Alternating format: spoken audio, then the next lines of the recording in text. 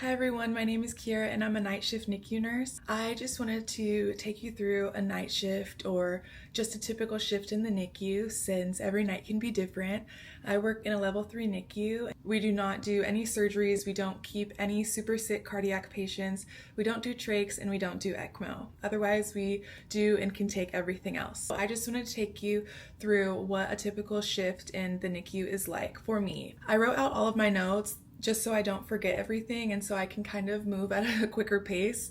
And so there are 3 different types of shifts that you can have at my NICU. So I'm going to go through all 3 different types, and some of the stuff is the same, otherwise a lot of it can be different depending on the assignment that you have.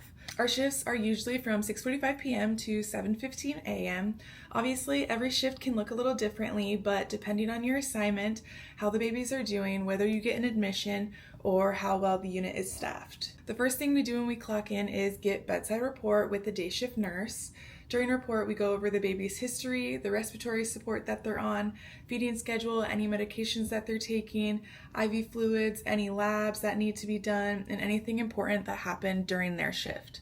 We also check all of our lines, tubes, drips, and safety equipment together just before they leave, just so we don't have any questions when they leave, and we want to make sure that everything is where it's supposed to be, or settings, everything like that. You can either have an assignment 1-to-1, 1-to-2, 1-to-3, and then the occasional 1-to-4 baby assignment. The first assignment that you would get would be a feeder grower assignment, and these are babies who are feeding and growing. They aren't really on any respiratory support, they're just working on gaining weight, learning how to eat. Their brains are still growing and things like that, so sometimes they may not want to eat every set of cares, and so that's why they're in the NICU still growing, and we just work with them at their pace and they'll eventually get there. For a feeder grower assignment, you usually have 1-to-3 or 1-to-4 babies. These babies are stable, they are working on feeding and growing and being able to maintain their body temperature on their own before they can go home. So they normally eat every 3 hours. So their schedule is either 8-11-2-5 or 9-12-3 and 6. Some babies are considered ad-lib feeding when they're close to going home and when they're finally taking all of their bottles without needing to be gavaged through their NG. Ad-lib babies, they can wake up whenever they want and eat whenever they want, anytime between 1-to-3 or 1-to-4 hours, depending on the doctor's orders for that specific baby. Those babies are in charge and they let you know when they're hungry. They might wake up and only want a 20 ml snack, and then they might sleep 4 hours and want to eat 60 mils. They may want a little snack in 2 hours and eat 15 mils. And it really just depends on your babies. They're still trying to understand the feeding schedule and now being in charge of letting us know when they want to eat. Another type of assignment you can have is a 1-to-2 assignment when you are on admissions. Admissions is when you change into hospital scrubs and you will attend any of the deliveries or C-sections that require the NICU team. This could be because of meconium stained fluids, or a baby who is having low heart tones, or an emergency C-section, a vacuum or forceps delivery, or a preterm delivery that we know we're going to get. If you have this assignment and you are on admissions, you also respond to any code pinks that the hospital may have. For example, the ED, if a mom comes in and she has a precipitous delivery, which is the baby just comes way too fast, and in this case could be very early, you may have a code on your hands, which the baby will not be breathing. You'll have to breathe for that baby, and then if their heart rate is still not maintaining and you have to intubate, you may need to start compressions. So when you're on admissions, you will relatively have a stable assignment. You may have 2 CPAP babies who are gavage only and they just need a little bit of respiratory support still, or you may have a couple feeder growers who are working on feeds and you only have 2 of them, so it just makes your assignment easier if you were to go down to these deliveries or codes and take care of that assignment. Then other nurses would probably help and pitch in with your other assignment while you are dealing with your new admission. Another major assignment that you can have is a 1-to-1 assignment, and this is if you have a really sick baby. Typically, if you have a baby that's intubated on the jet ventilator or the oscillator, which is high frequency ventilation that literally gives like so many breaths, small breaths a minute, so they're not working too hard and their lungs aren't completely collapsing and closing on each small breath. This tries to help protect the lungs, or the good parts of the lungs that are already there. So the jet, for example, is what we use on all of our preterm babies. So these babies are having multiple drips, they're getting frequent labs, they're having x-rays and blood gases and medication adjustments all throughout the night depending on how they're doing. So you are very busy. This is a busy assignment depending on how your baby is looking. The doctor may or may not be there depending on how your baby is looking, but overnight our neonatal nurse practitioners are there for us whenever we need.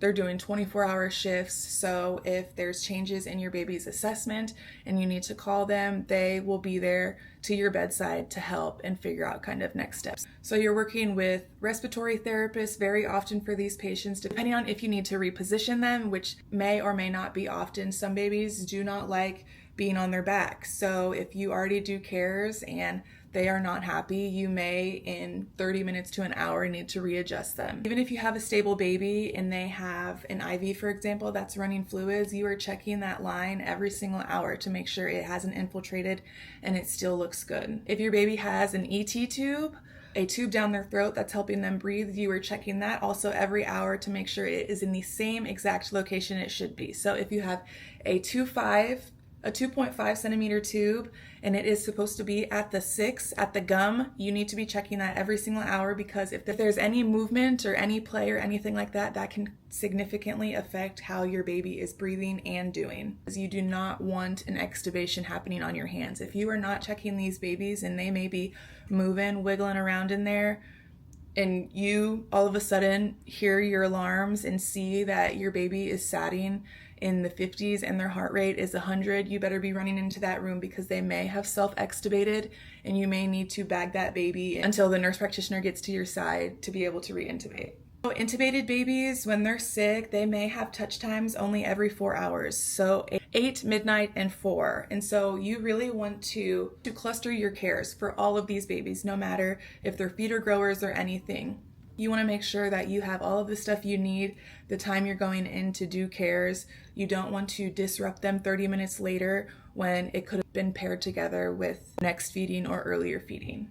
So during care times, 8, 11, 2, 5, if you have a feeder grower, are taking their temperature, changing their diaper, repositioning, providing oral care if they're not bottle feeding yet. You're assessing their skin, making sure equipment is still functioning. Then you are doing any ordered treatments or medications at this time as well. So other sick babies, they may be NPO, which means nothing by mouth, and so they may have umbilical lines or even IVs that are giving them enteral nutrition. Night shift can be either very calm or very busy, very crazy, just how any other shift could possibly be. You may have feeder growers who eat well and sleep between their care times, or you may have babies who are struggling to eat and they're fussy all night and they're very uncomfortable. They haven't maybe pooped in a few care times. They may be having frequent events. They may be having Brady's, which is their heart rate dropping suddenly just because they may be periodic breathing, which is kind of like holding their breath, which causes them to drop their